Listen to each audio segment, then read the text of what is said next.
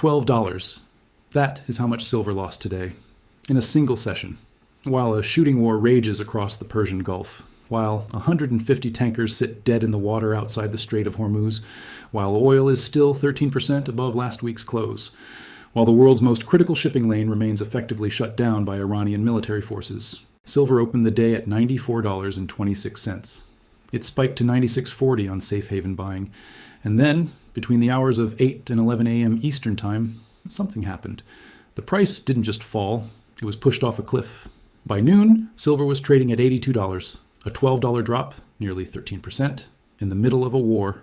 Now, if you're watching this and you own silver, physical silver, mining shares, PSLV, SLV, anything, you felt that drop in your gut today. And the question burning in your mind right now is the same one I've been investigating all afternoon. Why? Why would the one asset that is supposed to thrive in geopolitical chaos get obliterated on the same day that chaos reaches a level we haven't seen since 2003? Here's your answer, and I'm going to prove it with data before this video is over. This was not a natural market reaction. This was the fourth orchestrated crash in 90 days, executed by the same mechanism, following the same playbook, producing the same result every single time. December 26th, January 30th, early February, and now March 3rd. 4 crashes. Same weapon, same beneficiaries. And the weapon has a name. It's called the CME margin hike. And today, I'm going to show you exactly how it works, who it protects, who it destroys, and why the very institution that's supposed to ensure fair price discovery has become the single most effective tool for suppressing the price of silver in the middle of the largest physical supply crisis in modern history. Because here's what should terrify every regulator, every market participant, and every person who believes that commodity prices should reflect supply and demand. Today, while CME's paper price said silver was worth $82, physical silver in Shanghai was trading above $90. In Tokyo, dealers were quoting over $100.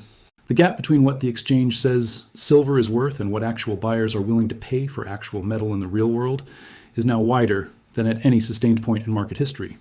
And that gap is not an accident. It's the point. To understand why, we need to trace this weapon back to where it was first loaded, 90 days ago. Let me walk you through the mechanics, because once you see the machine, you can never unsee it. A futures contract on COMEX lets you control 5,000 ounces of silver by putting up a fraction of the total value as collateral. That fraction is called the margin requirement. When silver was $30 an ounce back in early 2025, the margin on a single contract was around $11,000 to control $150,000 worth of silver. That's roughly 7%. Massive leverage, massive opportunity, and massive risk for everyone. Now here's what happens when the CME raises that margin. If you're a trader holding 10 contracts, $750,000 in notional silver exposure, and the exchange tells you overnight that you now need to post 40% more collateral, by tomorrow morning, you have 2 options. Wire the money or sell.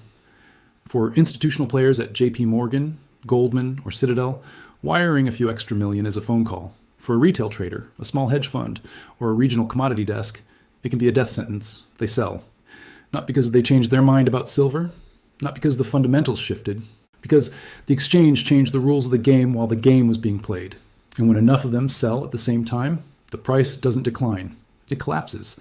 Algorithmic systems detect the cascading sell orders, trigger their own stop losses. The selling feeds on itself. A $12 move in 8 hours isn't a market correcting. It's a liquidation event dressed up as price discovery. If this kind of analysis is connecting dots for you, subscribe and hit the bell, because I'm about to show you a pattern that, once you see it, changes how you look at every single price move in this market. Now, let me give you the timeline. On December 26th, 2025, the CME issued advisory number 25393. They raised the maintenance margin on March 2026 silver contracts from $20,000 to $25,000 per contract, a 14% increase. Silver had just rallied 30% in a single month. The hike triggered immediate selling, but the market absorbed it. Silver kept climbing. So they did it again. December 30th, another hike. 5 days later, silver wobbled but held above $80. Then came January 30th. This is the one the history books will remember. Silver had just touched $121.67, an all-time high. The CME moved margins from 11% to 15%. The result was the worst single-day crash in silver since 1980, $47 of intraday range, from 121 to 74, a 35% wipeout that erased billions in wealth in under 12 hours. But it didn't stop there. On February 6th, they raised margins again, from 15 to 18%. Silver was still reeling from the January crash, trading around $90. The additional hike pushed it back toward $80. And today, March 3rd, with silver attempting to recover on the back of legitimate geopolitical crisis, the paper market was hit with another wave of forced liquidation. Same pattern, same result, from 96 to 82. The fourth strike in 90 days. Here's what the CME never explains. They never raise margins when the price is falling. They only raise them when it's rising. The stated reason is always the same, to align margins with volatility and ensure adequate collateral coverage. But consider the asymmetry. When silver crashed 35% in a single day in January, the CME did not lower margins to reflect reduced position values. They raised them.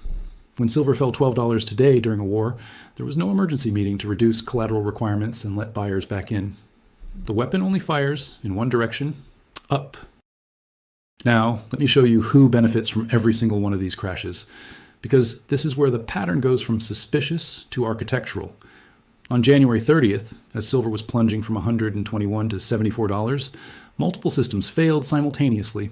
The London Metal Exchange, one of the world's primary silver trading venues, experienced what it called a pre-market glitch that delayed the opening of electronic trading. HSBC, one of the largest participants in the London Bullion Market Association, reported its systems were down in Hong Kong at the exact same time. And right as liquidity was vanishing and retail traders were being liquidated en masse, JPMorgan allegedly closed a massive short position at the intraday bottom. The exact bottom of the worst silver crash in 44 years. Let me repeat that. The bank that paid $920 million in fines in 2020 for years of spoofing and manipulation in precious metals, futures, that bank reportedly covered its shorts at the lowest tick of a crash that was triggered by a margin hike on the exchange where it is the dominant dealer. Felix Pren, whose analysis was later cited by Disruption Banking, described the sequence as looking less like chaos and more like choreography. And it wasn't just January. The COMEX delivery data tells an even more disturbing story. In January 2026, JPMorgan issued 99% of all delivery notices for 8.1 million ounces. Let me frame that differently. One bank controlled virtually the entire delivery mechanism for silver in the first month of the year. February's delivery data shows JPMorgan heavily involved again. 633 contracts delivered at $78.29. The crash price. They are accumulating physical metal at prices they helped create through paper liquidation. And here's the number that should keep every commodity regulator awake at night. The paper-to-physical ratio in COMEX silver has reportedly reached 350 to 1. For every single ounce of actual physical silver registered for delivery, there are 350 ounces of paper claims trading against it. That's not a market. That's a leveraged fiction that can be detonated at will by anyone with the authority to change margin requirements. Meanwhile, in the physical world, the one where actual silver bars change hands between actual humans, the story is completely opposite. After the January crash, physical silver at dealers in Japan and the UAE hit $130 an ounce while COMEX showed $72, an 80% premium for real metal over the paper price. That's not a premium. That's a declaration that the paper market has lost its connection to physical reality. India placed a 1,000-ton order in October that froze the London market entirely. Silver lease rates, which normally sit at 0.25%, spiked to 8%. Swiss refiner Metalor withdrew from the market for months. Shanghai premiums have held $5 to $8 above COMEX since late 2025. And Chinese exports, controlling 60 to 70% of the world's refined silver supply, are now gated through a licensing system that limits shipments to just 44 authorized companies. The physical market is screaming shortage. The paper market is engineering crashes. And the gap between the two grows wider with every margin hike. This is not theory. This is happening in real time. And it happened again today. Now, let me show you why today's crash specifically, the one during an active war, reveals something the previous three didn't. In December and January, you could argue the margin hikes were responding to genuine speculative excess. Silver had run 300% in 12 months. Retail enthusiasm was extreme. Wall Street Bets was posting rocket emojis. Coin dealer premiums were $8 to $10 over spot. There was legitimate froth. Fine. But what was the speculative excess on March 3rd, 2026? Silver was at $94, 23% below its all-time high. It wasn't overbought. The 14-day RSI wasn't screaming sell. There were no viral social media campaigns. The rally from $80 to $94 was driven entirely by fundamental factors. A real war, a real oil shock, real supply disruption, real safe haven demand. And it got crushed anyway, which means the mechanism isn't about managing risk, it's about managing price. Let me connect this to what's happening on the COMEX right now. March is a delivery month. Over 10,000 contracts, representing 52 million ounces of silver, are standing for delivery. Against what? 86 million ounces of registered inventory. And those 86 million ounces include metal that's already spoken for through ETF obligations, industrial commitments, and prior delivery notices. The actual freely available silver in COMEX vaults may be a fraction of that headline number. Some analysts estimate as little as 30 to 40 million ounces are genuinely deliverable. If that's true, and if standing delivery requests remain at 52 million ounces, the math doesn't work.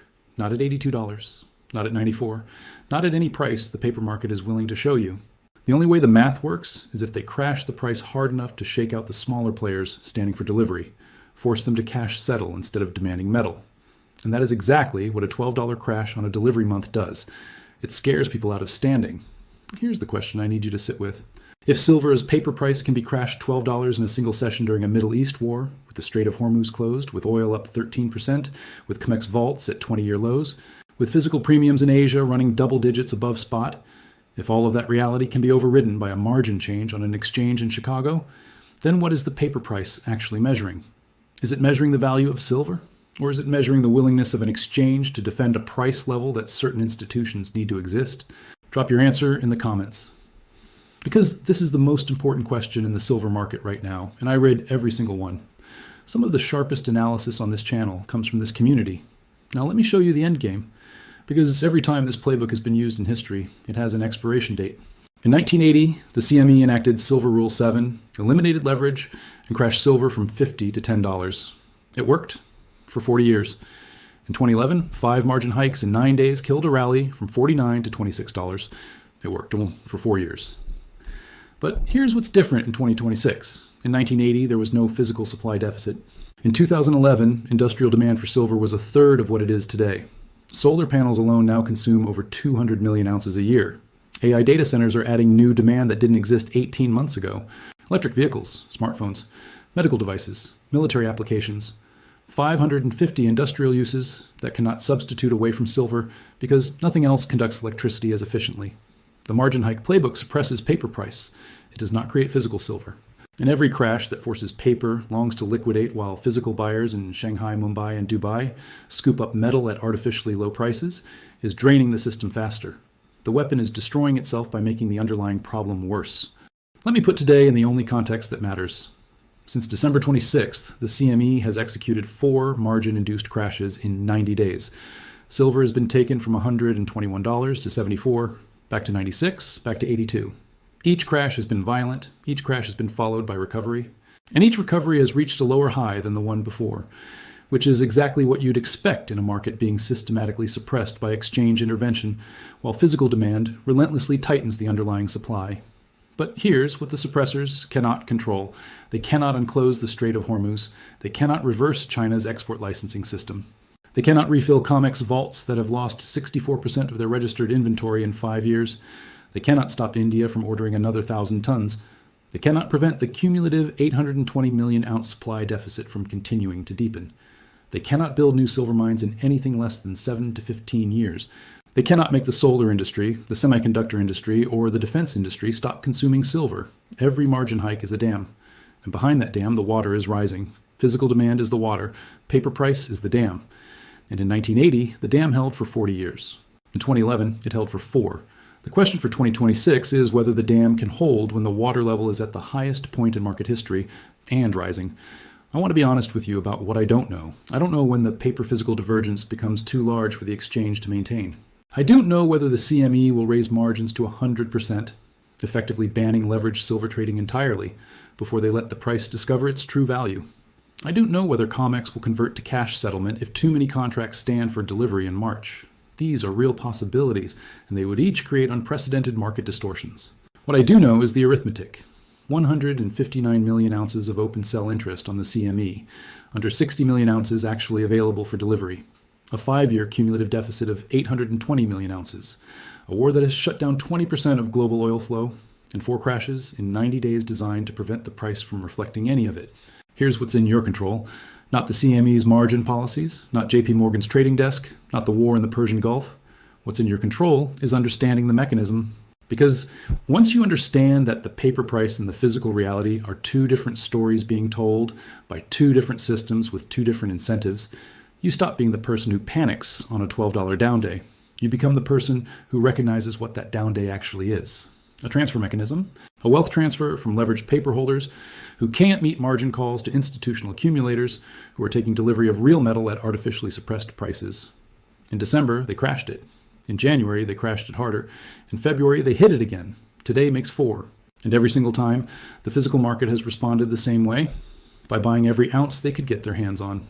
The question isn't whether the system breaks. The question is whether you understand it before it does. They told you silver was $82 today. Go find someone in Shanghai willing to sell it to you at that price. That silence is the answer.